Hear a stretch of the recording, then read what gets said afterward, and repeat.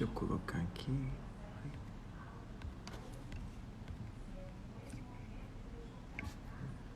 E Nathalie Fogaça já chegou, o povo tá chegando, hein? Aí, vambora.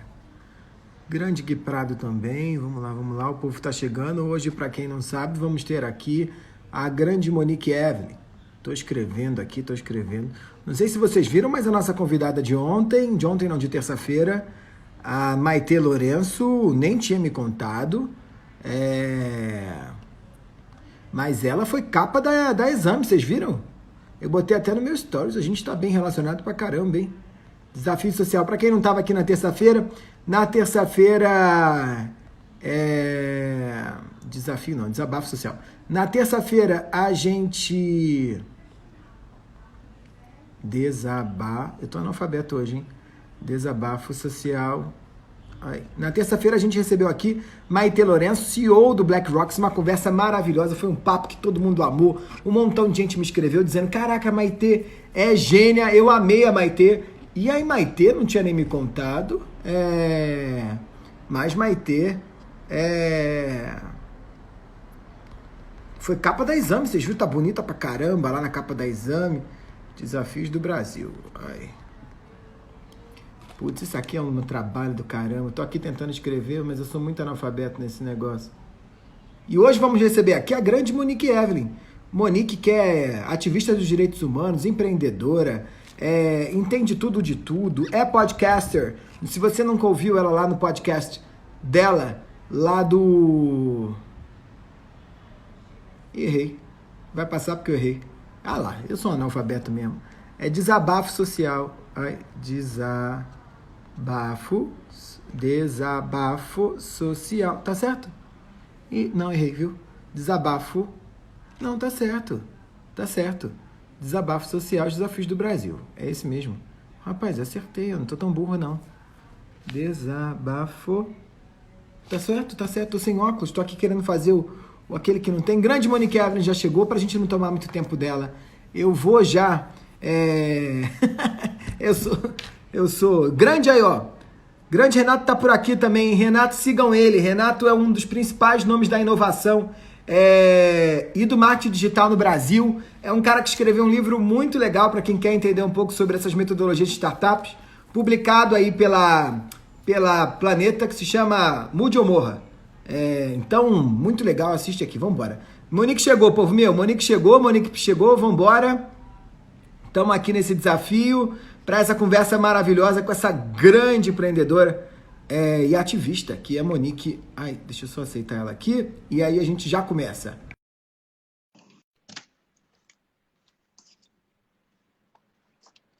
Deixa eu ver que ela entra. O Renato botou o nome do livro dele aí, vocês comprem o livro dele, porque é muito legal. Monique! Oi. Putz, estou feliz demais de estar com você aqui. Ah, que bom que você me convidou, eu que estou feliz. Até o dia, hoje eu acordei bem por isso. É por isso e pelo resto, né? Por isso e pelo resto. Exato.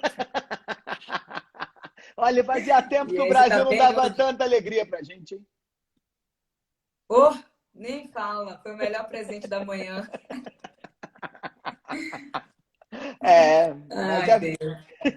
Ô, gente, eu vou aqui apresentar a Monique, mas eu já conheci a Monique há 250 anos, pelas redes sociais, pelo trabalho que ela desenvolve, sempre muito legal. E depois fiquei muito orgulhoso que ela entrou lá para o TEB, onde sou colunista, só que ela tem um podcast. O podcast dela é Chuchu, é uma maravilha. Não só tem gente legal, como Monique é legal, só fala de coisa legal. Inclusive, já estive por lá. E para além disso, ela tem vários projetos, ela vai explicar um pouco melhor para a gente aqui. Alguns ganharam mais visibilidade ainda nesse momento agora, porque o Brasil está trazendo desafios aí para a gente bastante grande. Mas Monique está envolvida com as causas que fazem parte do nosso dia a dia há muito tempo. Monique, conta pra gente. Olha, quando eu fui lá no seu podcast, você falou assim, eu tenho o costume de deixar as pessoas se apresentarem. Você se apresenta como, hein? Olha, me pegou, hein? Eu me apresento como sempre com nome e sobrenome, porque eu aprendi com Nélia Gonzalez. Se não racismo, coloca o nome que quiser. Então, por isso eu sou Monique Evelyn. Sempre reforço que eu sou de Salvador, porque eu acho que é importante esse lugar do território. E minha perspectiva de mundo é do Nordeste, né? Parte do Nordeste para o mundo. E que também eu brinco de comunicação, tecnologia e cultura, não só pelo Desabafo Social, mas pela Sharp. Então, bem virginiana e num tweet. Essa que eu me apresento. Sigam a Sharp também, eu adoro. O escritório de vocês ficou bonito, hein? Qualquer dia, quando tiver essa pandemia, você me chama lá para ver esse negócio. Tá Ah, por chiquérrimo. favor. Tá chiquérrimo. Eu não posso falar, eu sou suspeita, mas olha, nosso escritório é muito lindo mesmo. Mas, Monique, conta pra gente aqui. Eu sei que na hora que você se apresentou, você falou que a Leila Gonzalez, ela diz que a gente precisa se nomear, senão o racismo nomeia a gente. O pessoal aqui que acompanha, às vezes, não sabe muito bem quem foram essas mulheres ativistas e também intelectuais do movimento negro. Conta pra gente um pouquinho quem foi a Leila Gonzalez, só para o pessoal ficar na mesma página. Gente, eu vou começar com Vilma Reis e depois Lélia Gonzalez, né? Porque eu aprendi sobre... Eu tive conhecimento de Lélia e de todos os escritos dela enquanto socióloga preta, enfim, socióloga e também preta, é importante pontuar desse jeito, porque Vilma Reis, que também é uma socióloga, foi ouvidora geral da Defensoria Pública do Estado da Bahia por um tempo, por 1 ano e meio, 2 anos, se eu não me engano, e ela sempre pontuou e estava fazendo sentido para mim, né? Porque eu era pirralha, 15 anos ouvindo, tipo, por que ela faz isso, gente? Por que ela tá falando essas coisas? E quando eu vi, me deparei não só com a socióloga Lélia Gonzalez nos seus escritos, mas com uma, para quem está iniciando, que eu acho que é importante falar, que é Neuza Santos Souza. Que tem um livro, inclusive PDF, dá uma jogada na internet, que vai, de certa forma, fazer o ABC e traduzir, que, infelizmente, ela desistiu de viver por questões estruturais e raciais perversas, mas que explica o tornar-se negro nesse mundo. Então, para quem está começando o debate, acredito que é importante começar com Neuza Santos Souza primeiro, no tornar-se negro, para depois chegar nas teses de sociologia de Lélia Gonzalez. Então, vamos por partes. A grande Lélia, devagar. a grande Lélia, que tem uma fã aí, famosa no mundo todo, que é a Angela Davis, né? A Angela Davis disse: eu não sei porque vocês gostam de mim, né? Porque vocês têm a Lélia, por que vocês gostam de mim? Exatamente.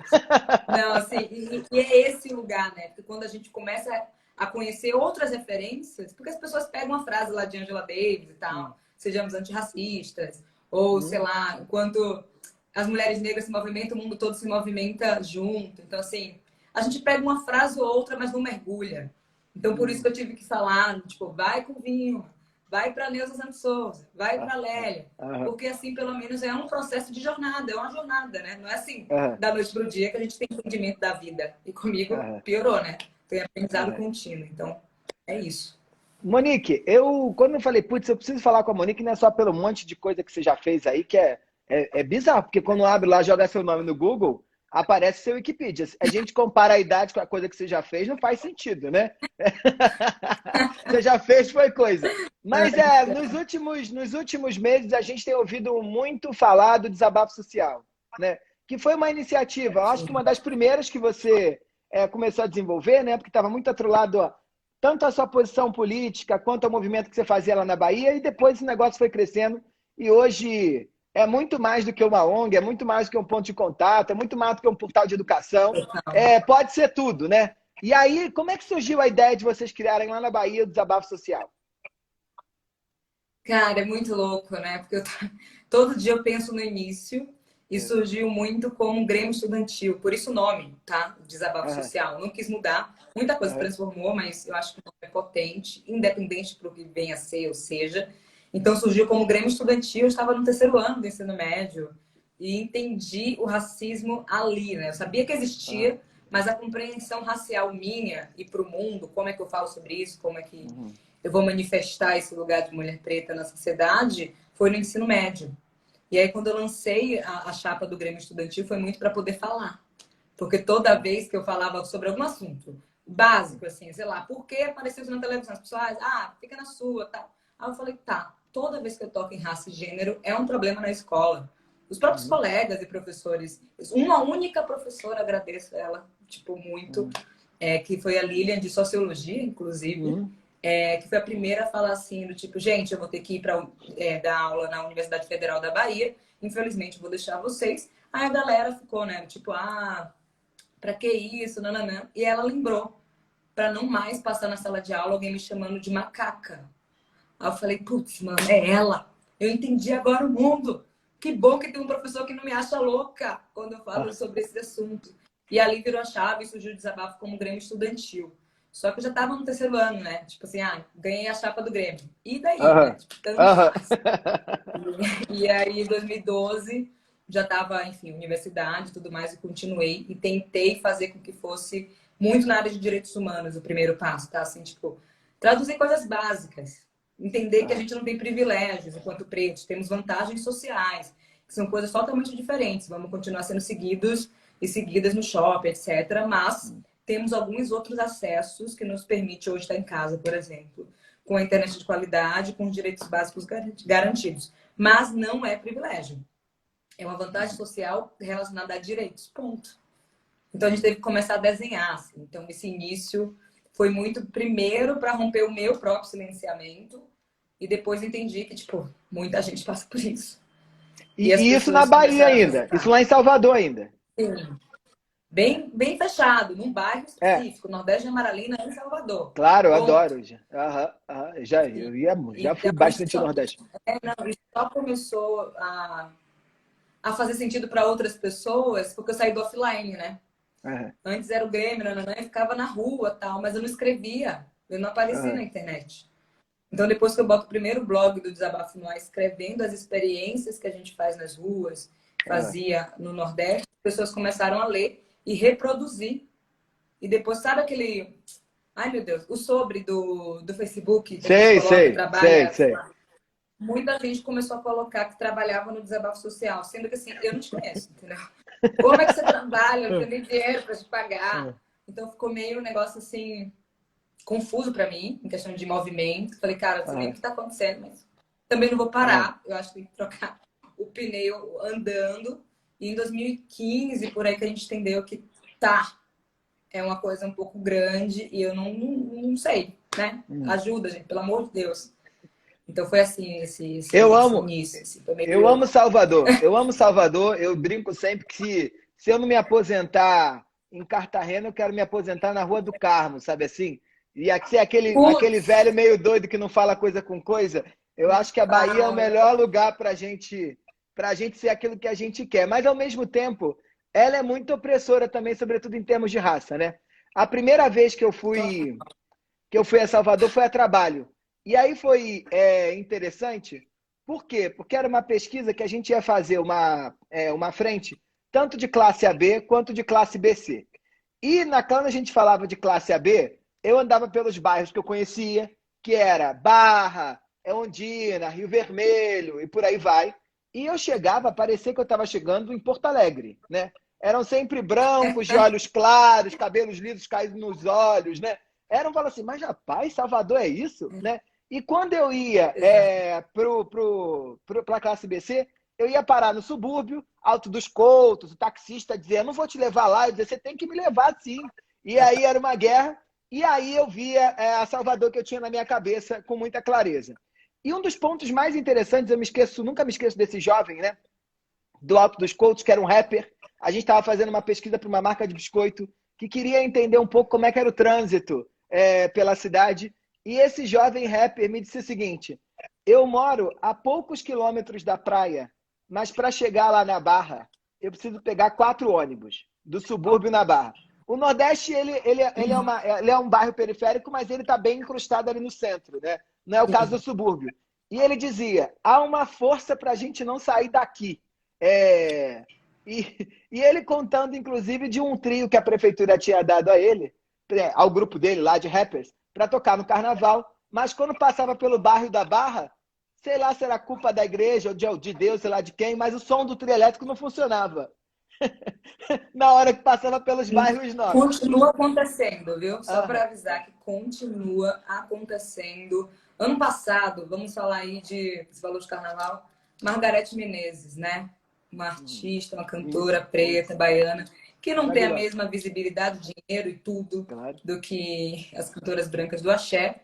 Mas esse lugar de trio, os trios independentes, sem a gente comprar R$1.000 o abadá, sabe? O dela, do nada, assim, quebrou.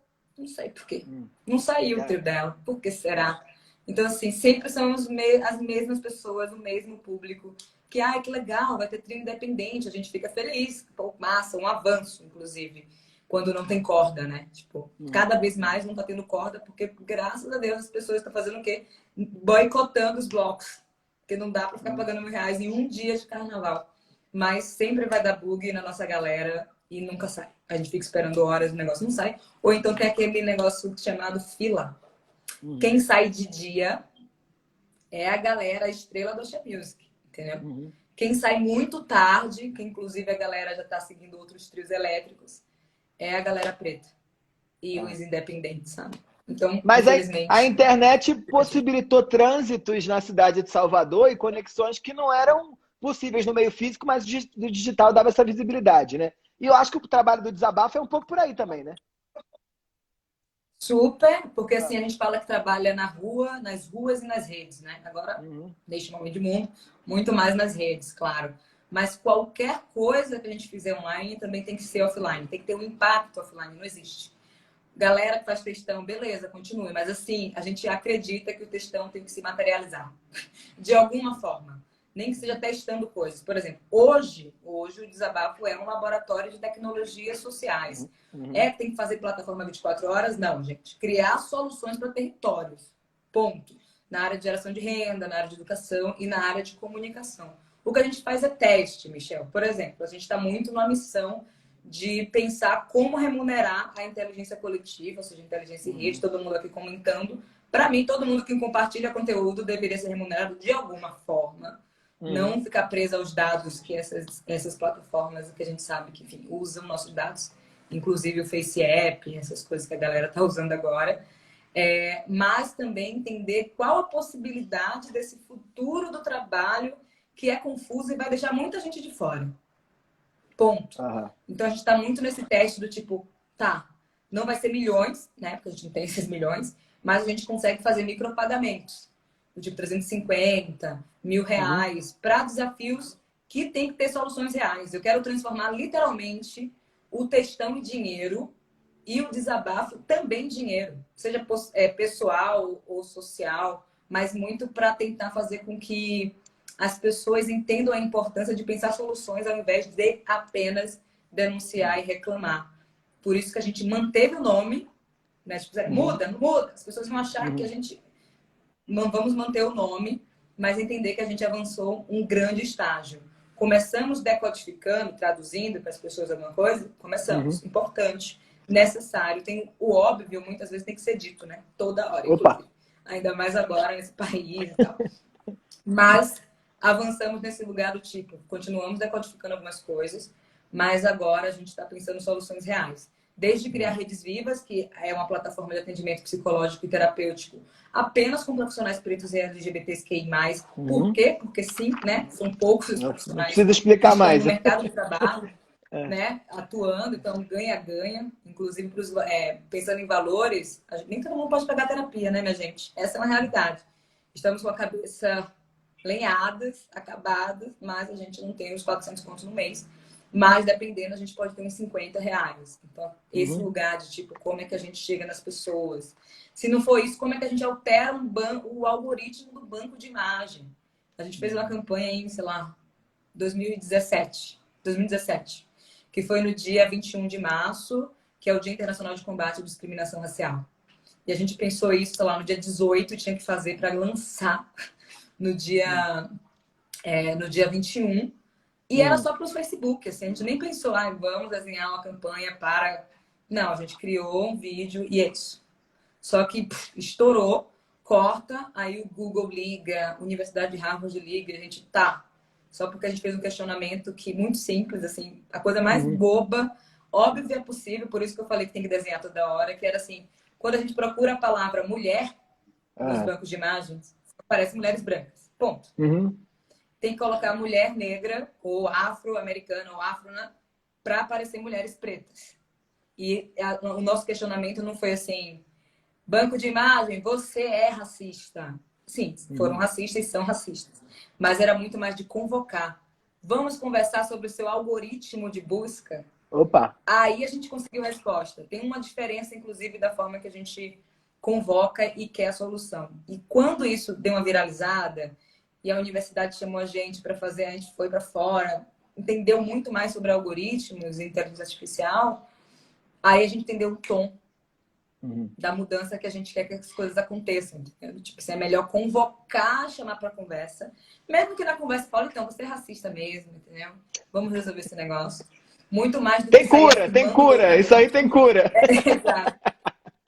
Muito mais do que sair afirmando loucamente em todas as denúncias que a gente tem que fazer a cada minuto, né? Porque agora a gente está conversando aqui.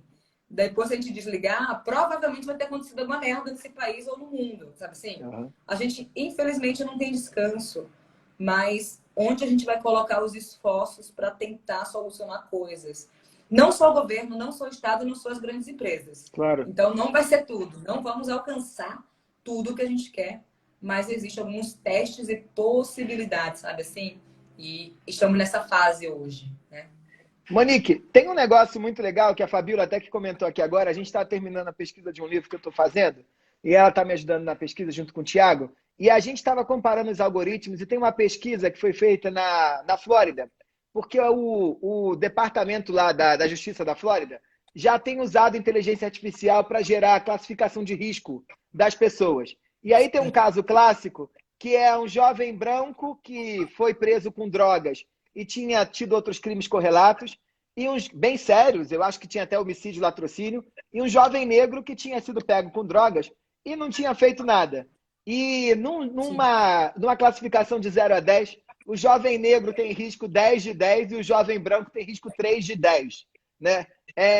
Nesse movimento, a gente precisa ocupar esses espaços para justamente pensando sobre isso. Né? E aí, a tecnologia ela tem ajudado a beça. Por exemplo, e aí fico pensando no desabafo, tá? O papel é super importante, eu sou mega encorajador de todas essas iniciativas da sociedade civil.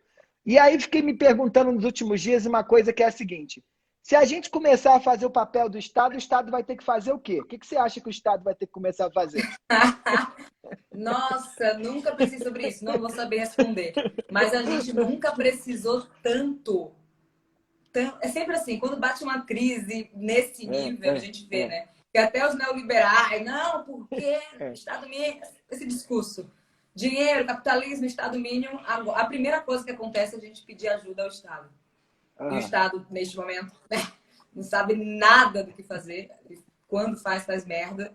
Então, assim, não sei te responder, mas é muito louco como a gente precisa pensar nisso, né? Se fosse, sei lá, nem muito longe. Fevereiro, janeiro. O discurso era tipo assim, não, por quê?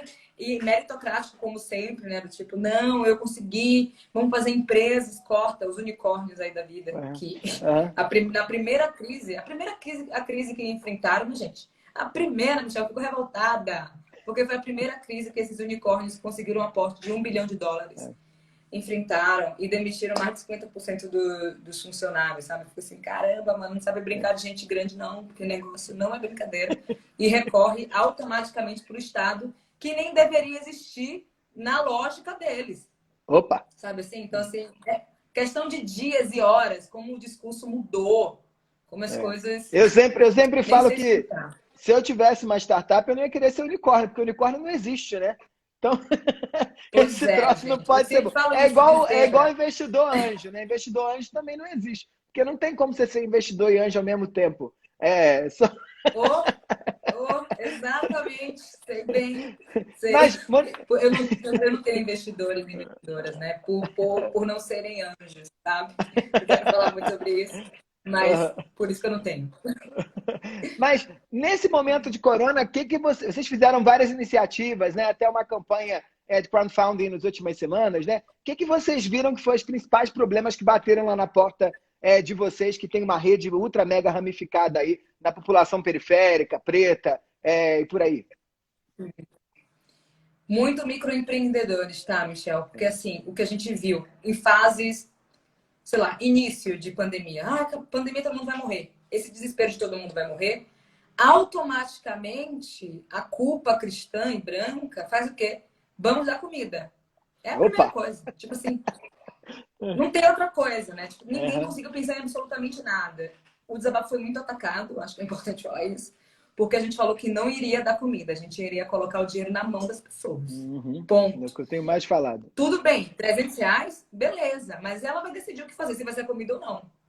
Até porque a gente sabe que em territórios periféricos tem outras complexidades que a gente precisa falar e enxergar. Como, por exemplo, o tráfico existe, tá, gente? Assim, o tráfico ainda existe, né? Porque está em pandemia, que não existe. Tem questão, além do tráfico, tem um agiota, né? Eu tô falando isso porque a gente recebeu essas mensagens da questão do dinheiro. Vou usar para isso. Então, assim, é direito à vida do mesmo jeito, assim como a comida. Eu preciso garantir que essa pessoa continue viva, sabe? E tem uma coisa que a gente fica fazendo... Repara esses sites aí, tweets, sei lá. A gente faz a lista de filmes e séries, todos estão na Netflix ou na Amazon. Entendeu? Como se todo mundo tivesse Netflix ou Amazon. Entendeu? E uma pessoa virou pra gente e falou, cara, eu quero não surtar, preciso assistir Netflix. Preciso assinar Netflix. Tipo assim, tudo bem.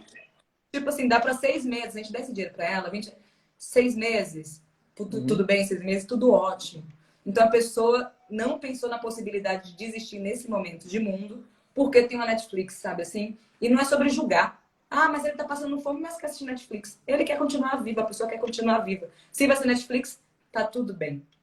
Então, a gente foi muito julgado no início porque era dinheiro e não cesta básica. E esquecem que nas periferias, pessoas, principalmente os negros e negras, têm problemas de saúde que pessoas brancas não têm, assim, não costumam ter. Como, por exemplo, hipertensão acentuada, diabetes e anemia falciforme, que ninguém fala sobre anemia falciforme. Opa! Eu falo e sei e entendo o tempo todo, porque minha mãe, inclusive, tem anemia falciforme, que, para quem não sabe, de bem grosso assim, quando tá frio ou faz muito tipo de movimento um pouco pesado, começa a sentir dor nos ossos de forma muito absurda.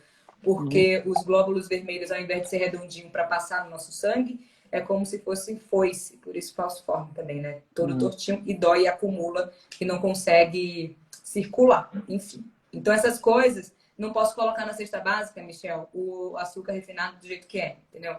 Ninguém vai sair pensando no alimento certo na hora de colocar na cesta básica. É o que eu tenho falado né? também. Pode falar.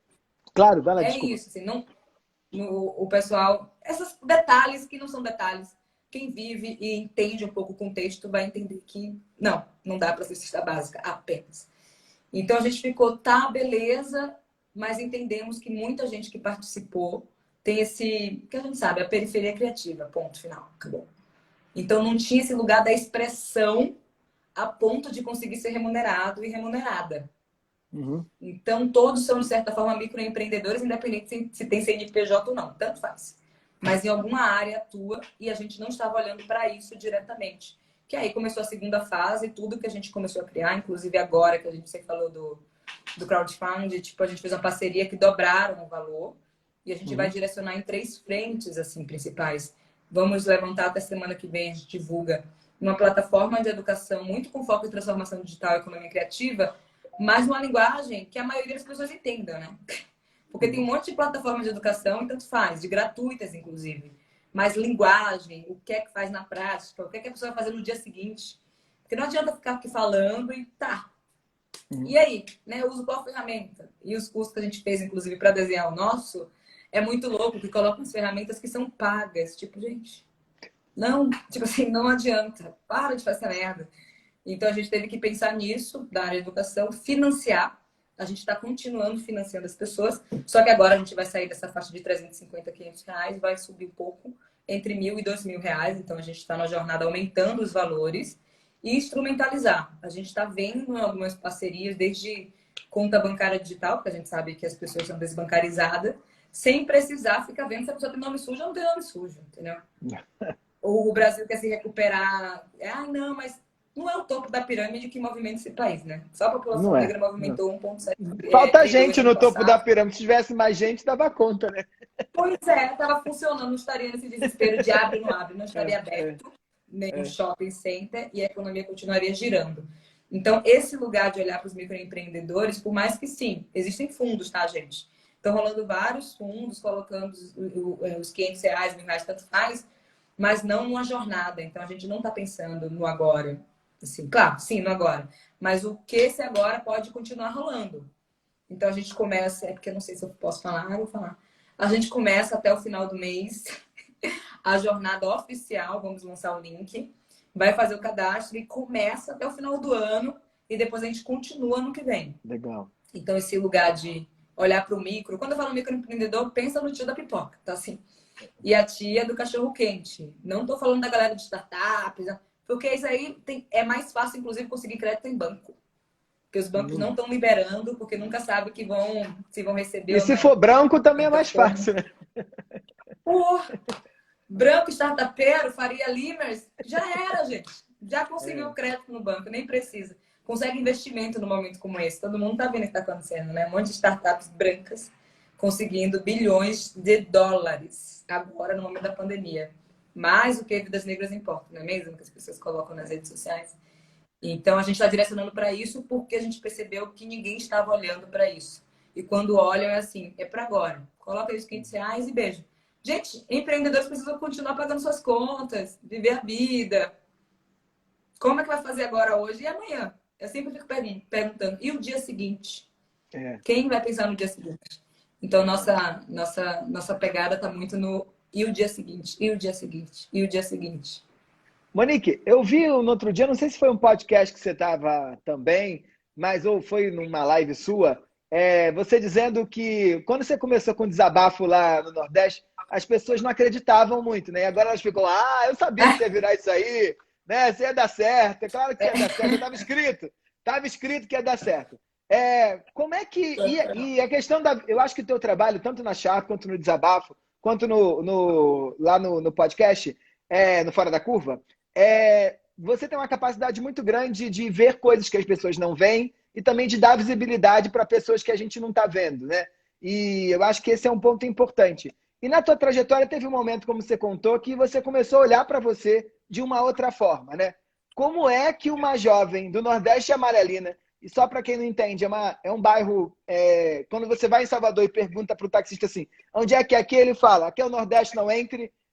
Então, como é que você, dentro desse bairro, consegue entender que você podia virar empresária, empreendedora, ativista, podcaster do UOL, você foi também de profissão repórter. Como é que você conseguiu fazer essa transformação na sua cabeça, né? Porque tem um movimento antes de mudar na prática, de você achar que pode, né? É puxado. Não estava preparado para essa live, eu acho, não, Michel. Ninguém não... Fiz muitas lives, mas ninguém chegou nesse lugar. Assim, eu tô até... Nunca compartilhei algumas coisas mesmo. Tô aqui pensando. Mas, cara, eu sou filha única. Acho que é importante também falar isso. E eu acho, assim, pensando em 3 coisas que eu sempre fico assim... Será que foi isso mesmo? Não sei, eu acho que sim. Essas hipóteses para... Como é que eu virei a chave? Porque a autoestima é exatamente isso que você falou, né? A cabeça, gente, pelo amor de Deus, nunca. Aí, como eu gosto de rap, aquela coisa toda, Racionais 2 vezes melhor. E no colégio, literalmente, quando eu olho assim, eu falo, cara, por que eu fui essa nerd toda? Sendo que eu poderia pirar, sei lá, uma aula, sabe assim? Nem no terceiro ano, que eu tinha passado da terceira unidade, só faltava uma. Eu falei, não, vou ficar nessa... Eu fiquei pensando nisso e percebi 3 coisas, assim, muito... Não sei nem se são 3, eu vou falar, pode ser uma só. Meus pais, por mais que eu morasse sim no Nordeste de Amaralina, segunda a sexta, período sagrado de colégio. E não era aquele negócio, tem que estudar, Monique. Meus pais nunca, graças a Deus, precisaram ficar em cima de mim, porque eu já tinha esse lugar 2 vezes melhor, sem ninguém me falar nada, nem meus pais. E eu sofria quando eu tirava nota 7, por exemplo, né? Que é a média. Eu estudei em colégio particular até o 9º ano, e depois fui pro público, no Thales de Azevedo, no ensino médio. Aí quando eu tirava, assim, 7, meu filho, meus pais tinham que me acalmar. Pelo amor de Deus, a nota boa, a nota ruim, então nunca tive esse problema, mas tinha um lugar que eu entendi a importância de não ficar 24 horas circulando na rua, porque eu tinha que estudar. Então, esse lugar de estudar sempre foi muito forte. Talvez porque meus pais só concluíram o ensino médio e pararam por aí. E questão de família também, né? O contexto familiar. Mas também tem uma coisa muito massa que eu agradeço muito aos meus pais. Inclusive, eu acho que eles estão aqui, eles acompanham todas as minhas lives. Que é...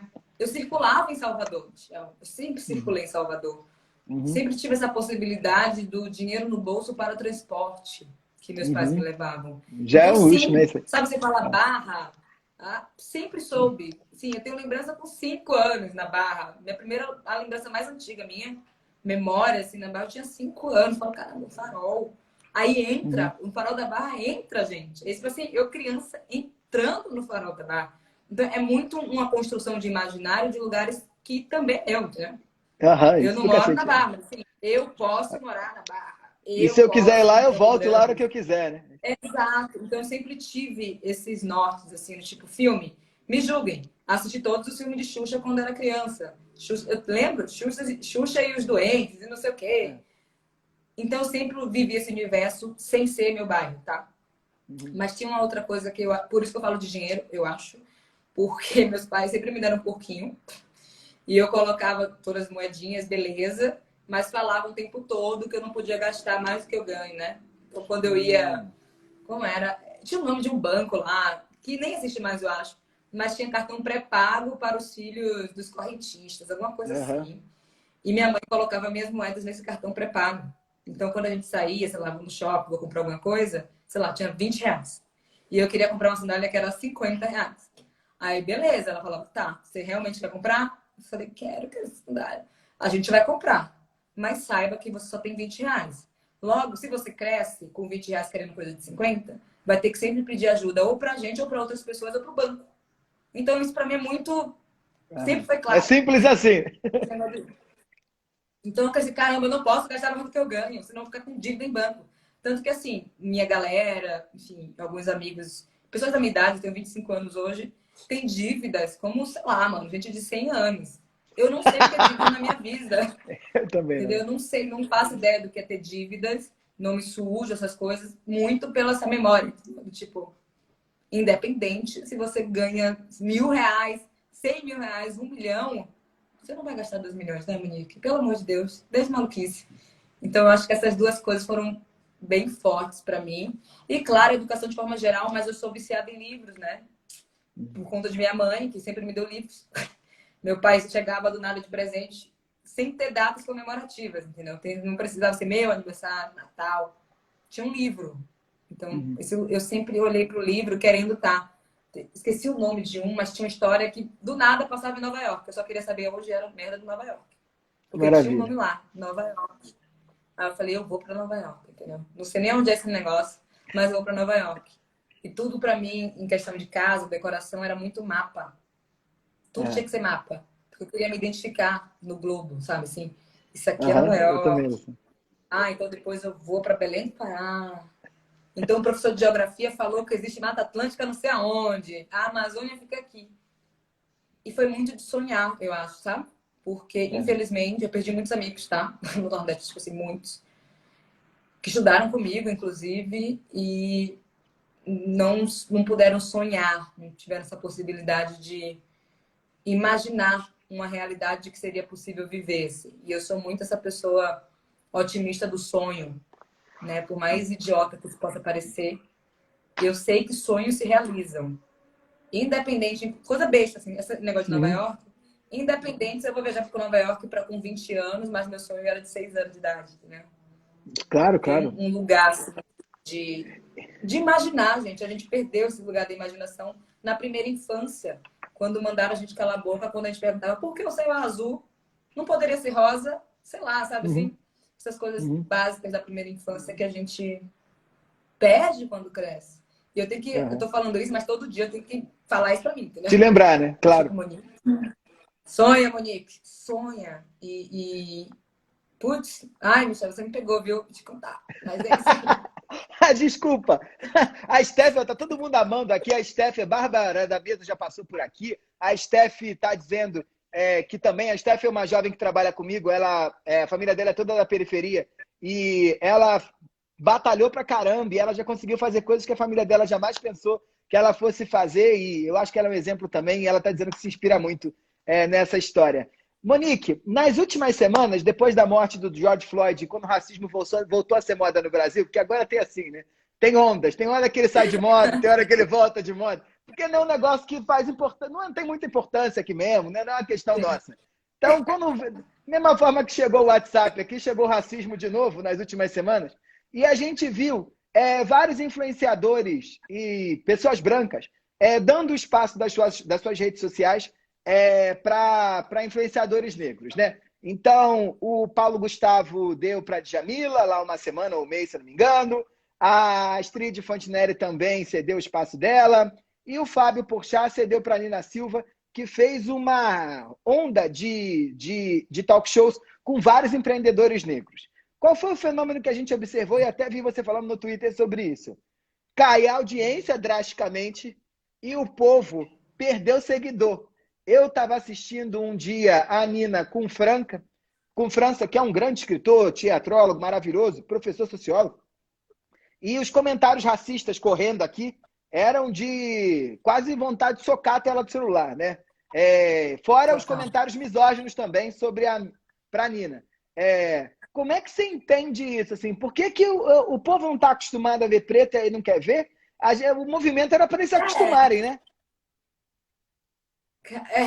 É bem puxado esse assunto. Eu demorei muito para opinar, inclusive. Eu não queria nem falar, porque a galera é foda. E para mim, assim, tá tudo bem de pensar diferente. Tá. O negócio é que, assim, se Michel pensa diferente de mim, eu não quero anular a existência. Claro, tem os bolsominions nazistas, fascistas por aí.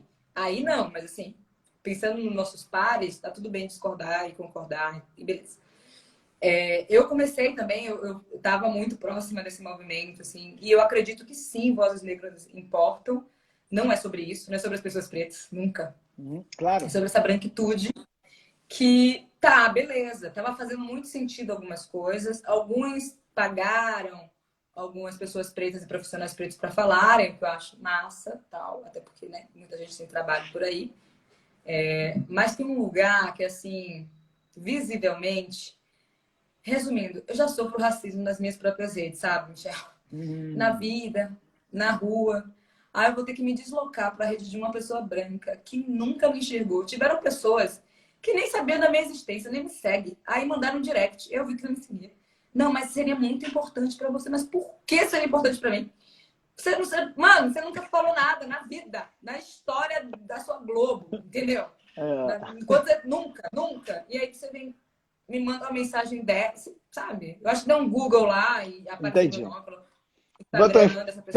Prêmio, sei lá da onde. Influenciadores negros. Aí apareceu você. Aí vai, que nem as pessoas começaram a marcar, sabe?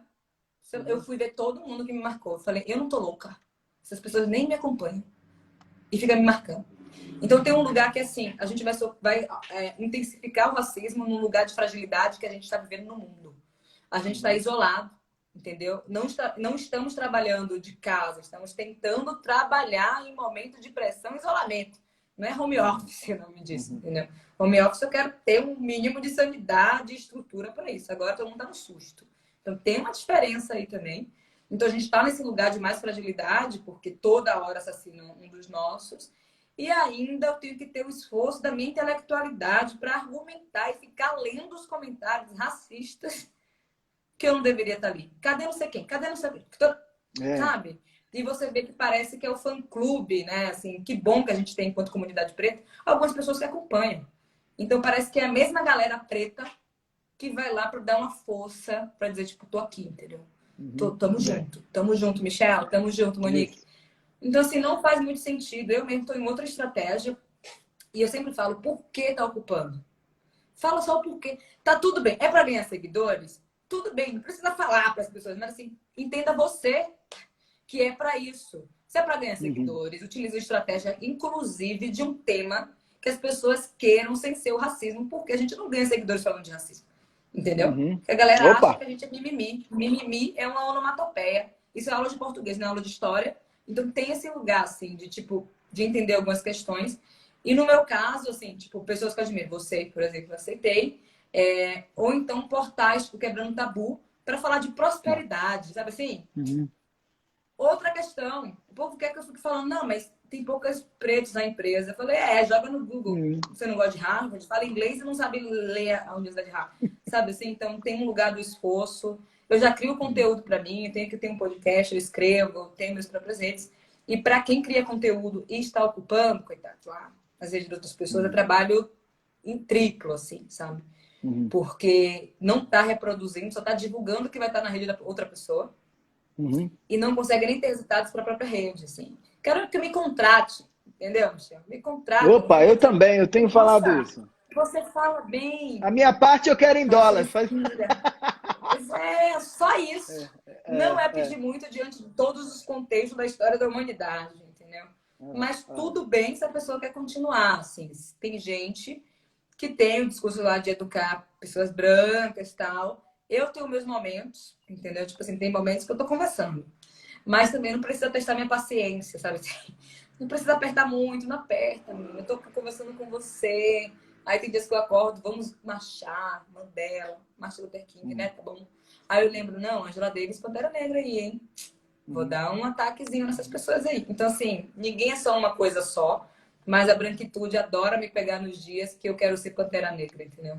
Parece que pedem, assim, ficar batendo. E ninguém nunca, Michel, neste momento de ocupação, tá querendo falar sobre branquitude. Não sei se você percebeu. Não. Ninguém fala sobre branquitude. Os brancos não falam.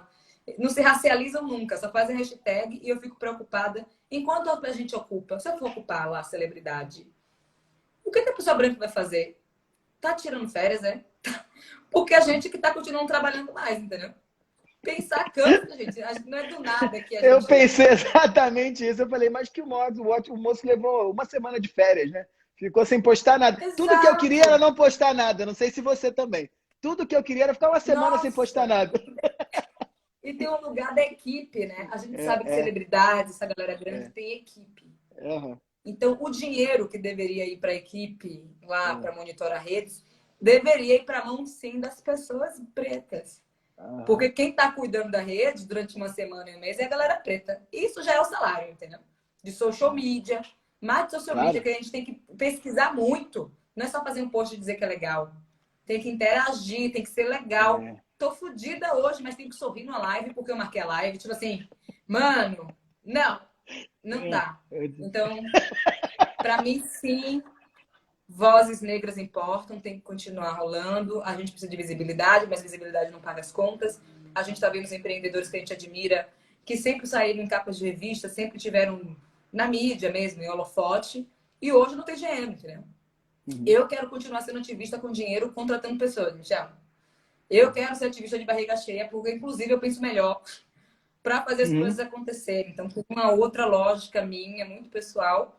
Claro, outras pessoas convergem nessa lógica, mas, mano, é só olhar a história desse país, entendeu? Leis de terras que a gente não tinha propriedade, que a gente não podia. Quando a gente juntou dinheiro, vai lá, tem uma crise, só dá o nosso dinheiro para os fazendeiros. Tipo assim, É, que a gente tem que ficar discutindo cotas, mas aí em 1962 tinha cotas na USP para filhos de fazendeiros. Então, assim, se seu é. avô fez medicina ou veterinária na USP na década de 40, por aí, foi Ele cotinha, não tipo, era deixa. só inteligente, ele não era só inteligente. Então, sabe? É tipo É, assim. é. Aí faz umas perguntas, a branquitude adora fazer perguntas. É preto ou é negro? Dá um Google, sabe assim? Muita gente já escreveu sobre isso, a gente não precisa. Você tem internet, pelo amor de Deus, sabe usar o Google. Por É. favor, tô implorando. Então tem esse Ontem, lugar assim, muito exaustivo da ontem, eu, ocupação. ontem eu assisti uma live maravilhosa da Elisa Lucinda com o Antônio Pitanga. Putz, foi um papo maravilhoso. E eles disseram um negócio que eu amei, que citando a Flávia Oliveira, que é a jornalista da Globo News, né? Eles tavam, e do Globo também, eles estavam dizendo que toda vez que alguém chega perto da Flávia e fala assim, ô Flávia, o que é Iemanjá? Me explica o que é Iemanjá. Ela dizia, aqui não é escola de primário não, vai jogar no Google, não tem tempo para isso não. É isso, É, gente. se Se o você não povo, aprender a no primário... branquitude fica estudando inglês aí, porque, né, porque inglês é a língua universal, mas não sabe mexer no próprio celular e usar o buscador. Tipo assim, deixa eu perguntar isso aqui. Eu sempre falo, gente, na dúvida, Google, não me pergunta. Tem gente, se você soubesse, Michel, o que eu recebo no direct. Uhum, Tipo assim, oi, eu posso Monique, tudo bem? imaginar. Só uma duvidazinha, aí começa aquelas mesmas perguntas. E manda mesmo, e é texto longo. Quando não é no direct do Instagram, é no LinkedIn. É isso. Só quero tirar uma dúvida com você rapidão, assim. É. Aí eu gosto de visualizar, pra galera ver que eu vi e não respondi.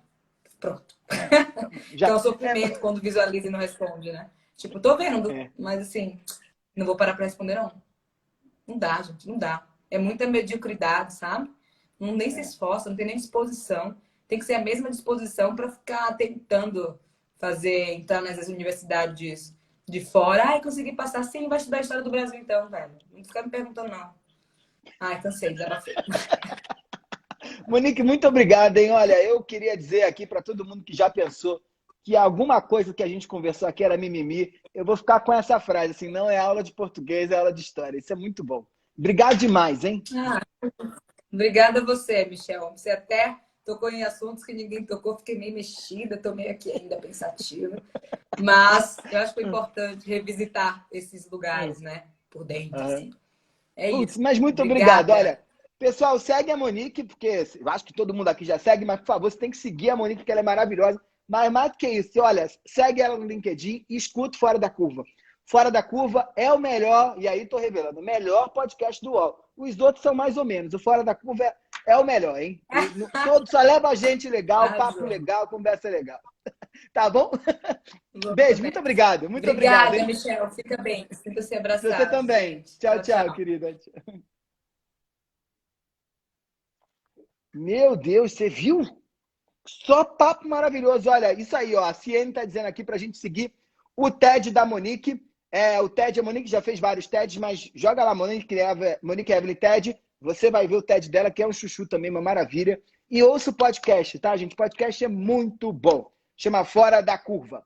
Queria agradecer demais a todos vocês que estiveram por aqui. Sigam a Monique, acompanhem todo o trabalho dela e a gente se vê na próxima segunda-feira. Resistiremos, hein? Resistiremos. Luísa, vai estar lá. Vai estar, Luísa. Vai estar no YouTube. Beijo.